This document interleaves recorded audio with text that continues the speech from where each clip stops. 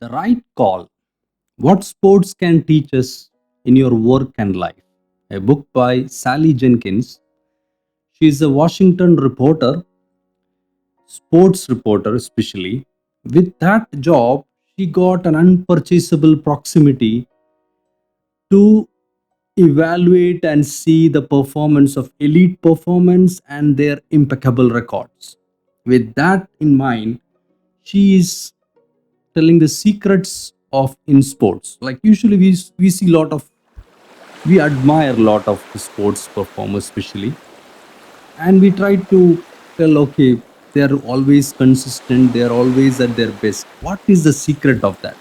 Why we cannot do that in our work and life? So the conclusion, before we go into the detail, the conclusion of Sally Jenkins book is that all those people, all those peoples are not exceptionally talented or born geniuses. Instead, they are made, they are effortfully become the masters of their craft.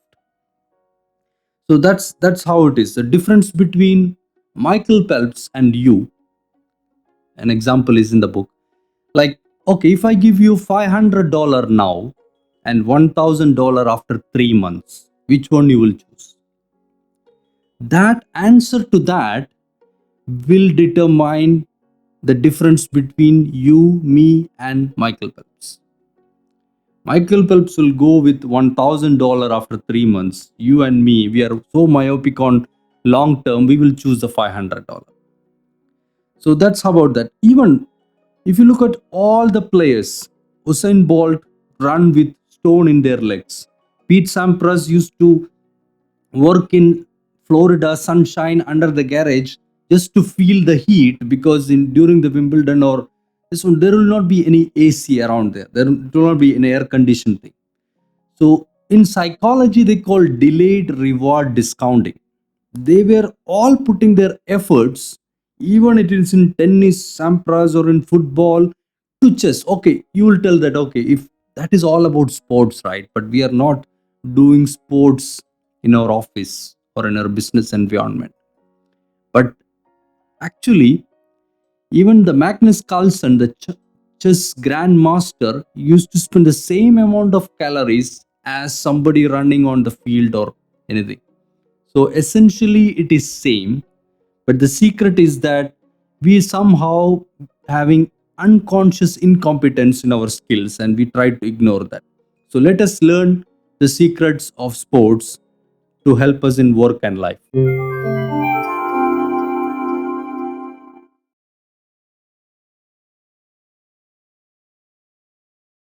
Sports demand decision making in special intensity. That's why the book, its name is called as The Right Call.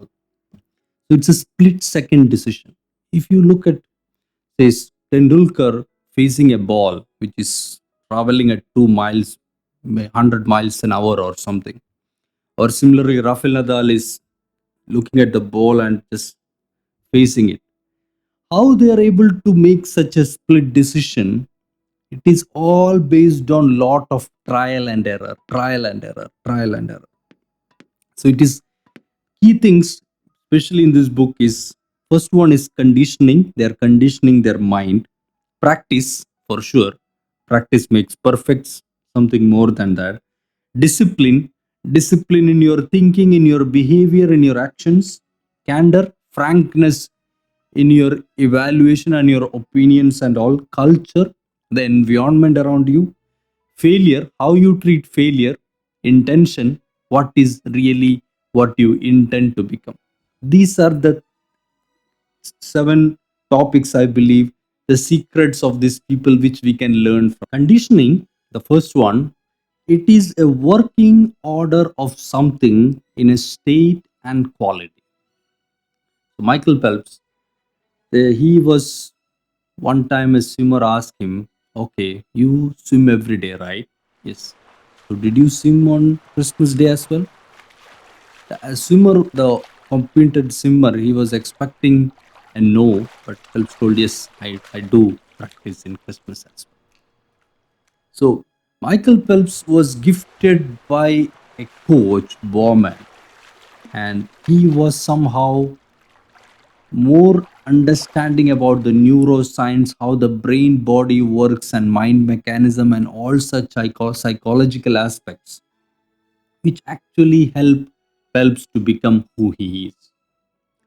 So he want Phelps to swim like a Mozart, like a pianist using his fingers. One time, people ask Mozart how you play, you are a born talent or something. So Mozart corrected it, telling that it's a mistake.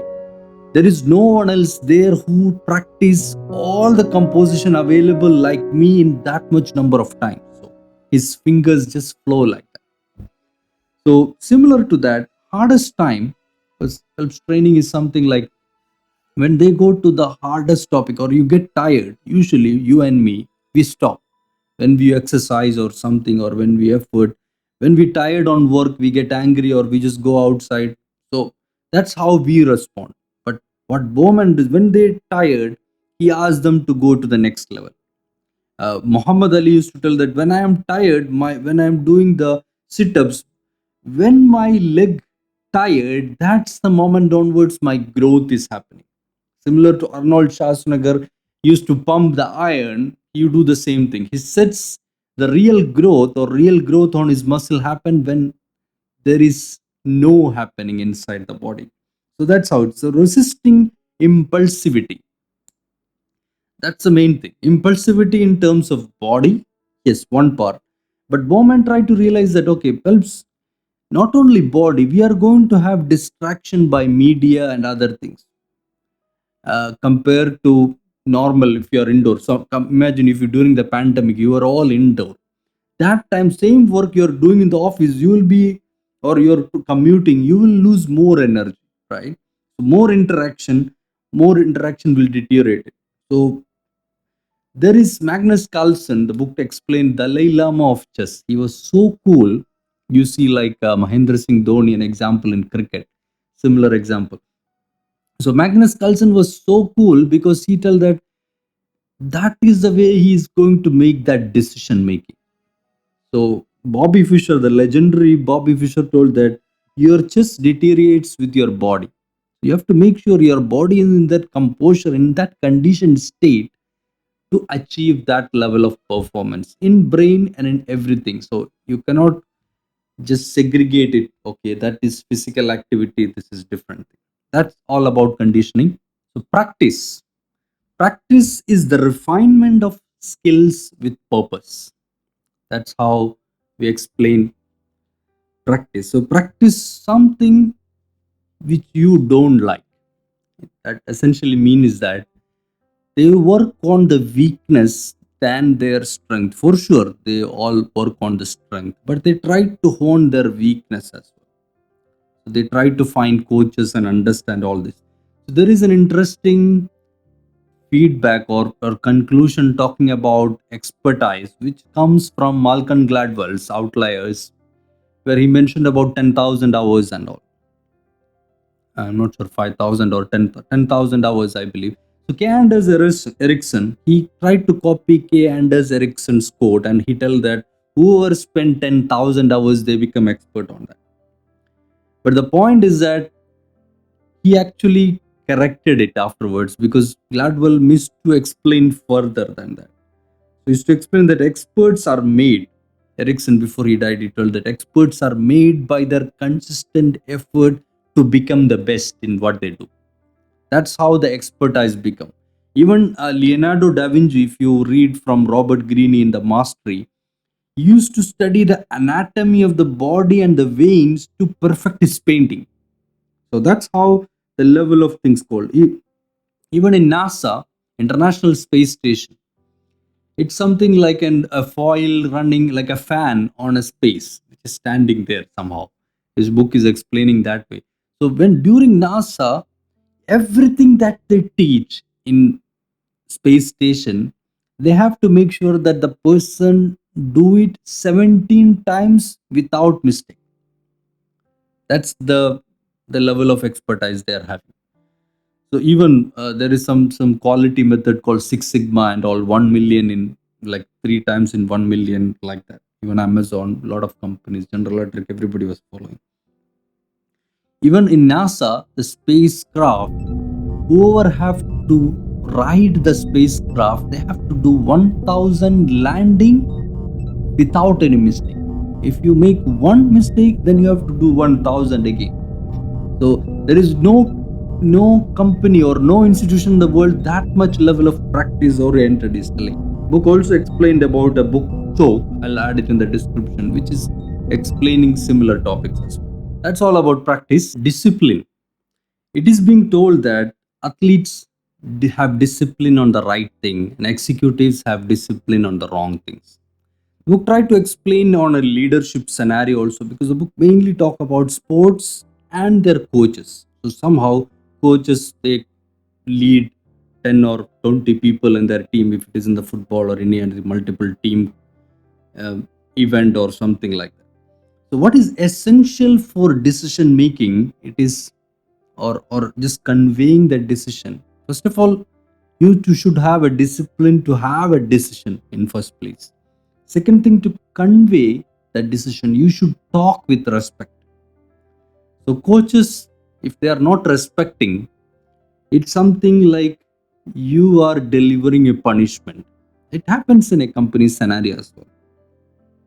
So discipline cannot be misunderstood obedience. If you want obedience, just find a child. You cannot find it in a man. So voluntarily regulating behavior. That's what discipline is mainly about.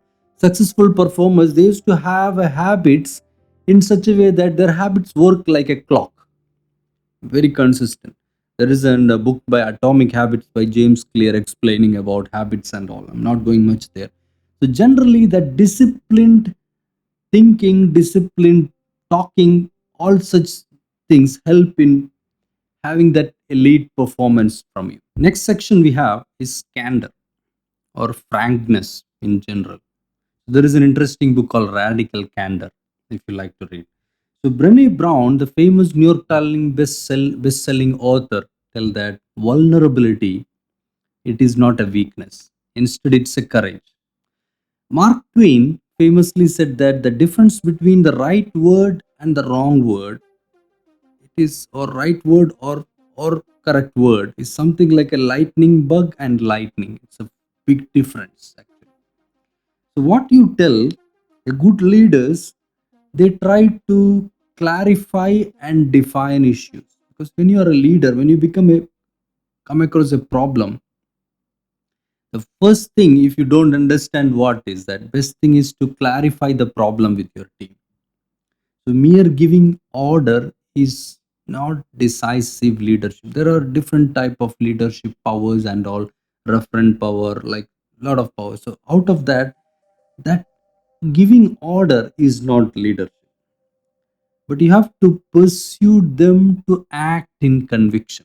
That's where the leadership really matters. So you have to become right, and or you have to breed trust in such a way that you have to tell what is right and wrong. You don't only have to tell wrong, you have to tell when it become right, you have to tell when it is wrong. So radical candor. Next section we have is culture. Healthy atmosphere nourishes success actually. So the working environment, it is famously told that culture eats a strategy for breakfast. So to work in a team environment, if you're a coach or someone, or if you're a leader, you have to work as a teammate and be realistic on your expectation. Jeff Bezos famously tell that you cannot create a Boeing 747 inside a garage. So be realistic when you're doing. Don't give just mind-boggling ideas and then stay away from that. Be realistic and be realistic on your expectations. That way, such culture will thrive and always have a growth environment. Failure. What if I fail? Maybe that's the most haunting question. Even if you're in a high school, or even if you're an elite player or a CEO, most of the time that question haunts us always. So the failure is one of the core thing, or failure is a fundamental virtue at Amazon. Jeff Bezos famously tell that. A great shooter in basketball, for example, statistically, most of the time he failed, but we are seeing it on a very short point on time. That's why we are seeing a movie actor on a short point in time. Everything is edited. Maybe he taken multiple time to rehearsal to become that particular act. Similarly to the sports athlete. So losing, all the elite performer, they found losing approach it in a spirit of inquiry. Successful people always search for things what they go wrong when they fail. That's an importance of failure. Intention, the great athletes always aspire with motive. Intention is something like the very essence of futuristic act. So when you are, for example, you are trying to convey a message to your team, before they understand your message, just remember they think about you. Who is telling this? That really matters actually. So your word doesn't always make the thing. The best tellers, best leaders don't always tell what to do. They simply ask what we want to do it together. That's what really makes the leader. So that's a quick conclusion of The Right Call by Sally Jenkins. Before we come across with the next book, bye. Thank you for now.